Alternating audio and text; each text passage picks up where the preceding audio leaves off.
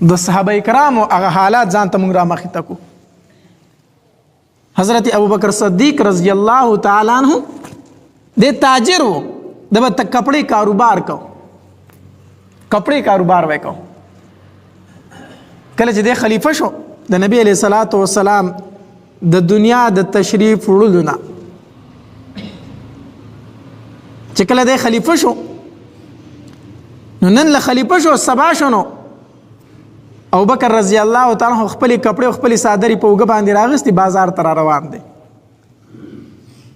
ابوبکر رضی الله تعالی عنہ عمر رضی الله تعالی عنہ مخې ورغی.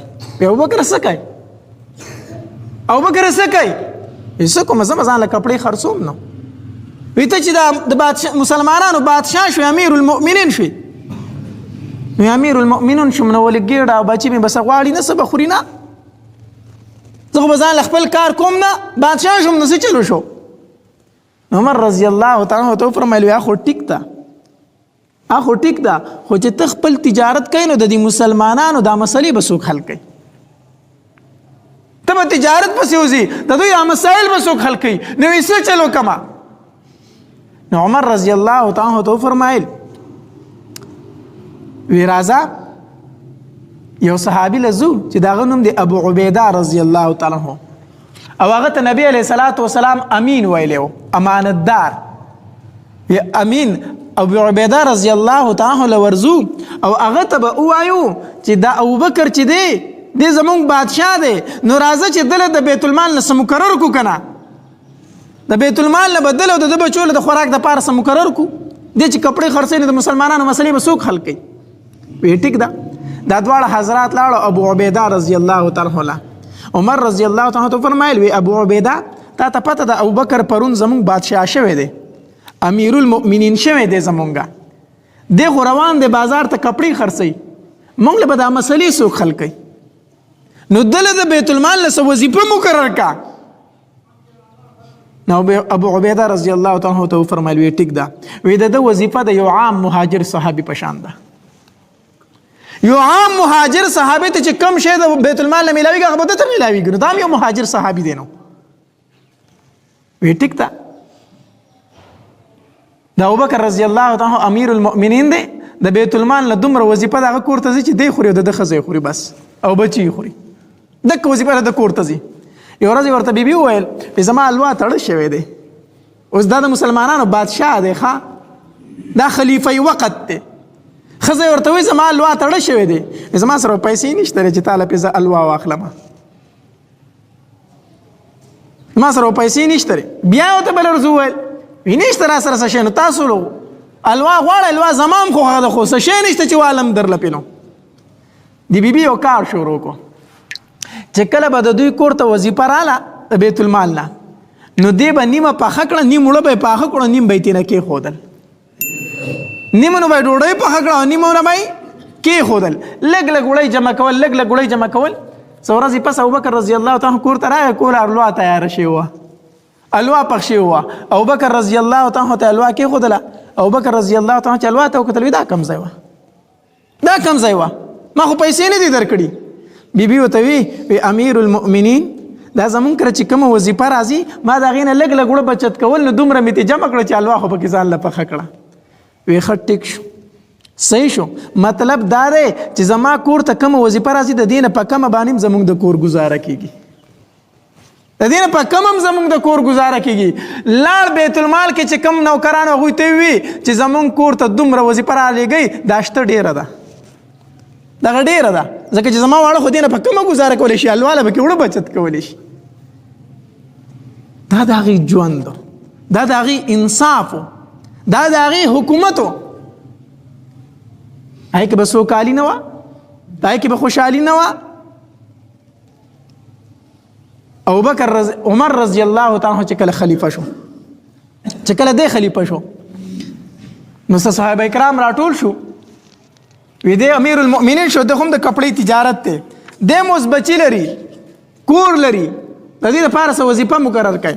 صحابه کرام کېناستو، عثمان بن عفان رضی الله تعالی عنہ، علی رضی الله تعالی عنہ، زبیر رضی الله تعالی عنہ، حضرت طلحه رضی الله تعالی عنہ، دا صحابه کرام راجمع شو او د عمر رضی الله تعالی عنہ د پاره د بیت المال نه درمیانه غونته وظیفه مقرر کړه. بیا حتی در دې پورې چې ورو پر آخر راتله نو دا صحابه کرام راجمع شو، یو ځل ځان له کېناستو، ویره اوس پراخي ده الحمدلله هر څه ډېر دي، خو د عمر رضی الله تعالی دا وظیفه ډېره کمه ده. نو دا درته ووایه چې دا اوس لږه ستا کور ته زیاته راځي، نو ستا بچي او ستا واړه به پرې لږ مړېږي. دا سلای وکړه، خو هغه ته به وایي څوک اوس ګوره کسان راټول شو، بادشاه ته دا څوک نشي وایي چې ته خپل کور ته لږ شی زیات لېږه. دا به عمر ته وایي څوک چې ته خپل کور ته وظیفه لږ ډېره لېږه. چا ورته ویلي نه شو، یېرېده ټولو. ویره چاته به وایي، خو هغه لورې نه ده، حفصه رضی الله تعالی عنها چې د نبی علیه السلام بیبي ده، په امهات المؤمنین کې ده، هغې ته به ووایو. دا صحابه کرام لاړو، حفصه رضی الله تعالی عنها ته وفرمایل خپل بابا ته دې ووایه چې دا وظیفه لږه کور ته زیاته لېږه وسو، چې دا واړی پې مړېږي، او خیر دی اوس خو پر آخر راغلې ده، خو زمونږ نومونه به ورته ګورې نه علي، زمونږ نومونه به ورته نه علي. حفصه رضی الله تعالی عنها چې لاړه کېناسته په یره باندې، وی بابا زه څه کسانو رالیږلي یم صحابه کرامو، او دې دپاره رالیږلي ما چې امیر المؤمنین ته ووایه چې کور ته لږه وظیفه زیاته لېږي چې دا واړی پې مړېږي. چې دا خبره څنګه حفصه رضی الله تعالی عنها وکړه، د عمر رضی الله تعالی عنه مخ مبارک سور شو، د غصې نه سور شو. وی حفصه دا درته ویلي چا دي کسان راته وښیه، دا درته چا ویلي دي؟ حفصه رضی الله تعالی عنها ورته وفرمیل وی بابا منع کړې یم چې زمونږ نومونه به نه علي. وی قسم په الله کو نومونه دې راته واغسته د مخ دا رنګونه به وله بدل کړم، په دې مخ کې به وله نښې پرېږدم. دوی دا خبره کوي چې عمر دې وظیفه کور ته زیاته لېږي. وی دا راته ووایه ته د نبي علیه صلات وسلام بیبي زما لورې، ته د هغه بیبي پاتې شوي یې. دا راته ووایه چې د نبي علیه السلام بهترین لباس کم یو؟ وی بابا صرف دوه جوړې وي چې د جمعې مانځه ته به یې اغوستي، او د بار نه به چېرته وپد راغې نو هغه جوړه به یې واغوستله. وی د نبي علیه السلام بهترین خوراک څه و؟ وی د وربشو ډوډۍ. صرف یو ځل خو غوړه ډوډۍ خوړلې وه چې هغه هم په شلوم باندې مونږ غوړه کړې وه، چې هغه نبي علیه صلات وسلام په خپله مبارک وخوړه. دا د نبي علیه صلات وسلام بهترین خوراک و. الله وی نبی علیه صلات وسلام بهترینه بستره کومه وه؟ وی بابا صرف یو څادر و د ټاټ، یو د ټاټ څادر و چې نبی علیه السلام به ځان ته څلور بغریزه کو په ګرمۍ کې، نو په هغې به وده کېدو، او چې کله به یې جمع شو نو بیا به یې دوه بغریزه غوړه وه، نوره ټوټه به یې ځان د پاسه راړوله، نیم به یې ځان ته لاندې وغوړو، نیم به یې ځان د پاسه کو. دا د نبی علیه صلات وسلام بستره وه. وی حفصه زما پیغمبر داسې ژوند تېر کړی دی، زما محبوب داسې ژوند تېر کړی، او ما ته زما دوستان وایي چې ستا کور ته وظیفه زیاته درشي. ای حفصه زما او زما د محبوب او زما د ملګري ابوبکر مثال د دریو ملګرو دی، د دریو مسافرو دی. مونږ درې مسافرو په لاره باندې تېرېدو، زمونږ محبوب خپله توخه د ځان سره واغسته او لاړ خپل منزل مقصود ته ځان ورسو. بیا زما ملګری پاتې شو ابوبکر. وی ابوبکر هم خپل تخفه واغسته او روان شو، خپل منزل مقصود ته ځان ورسو، او زما د محبوب ملګری شو، دغه په خوا کې سملاستو.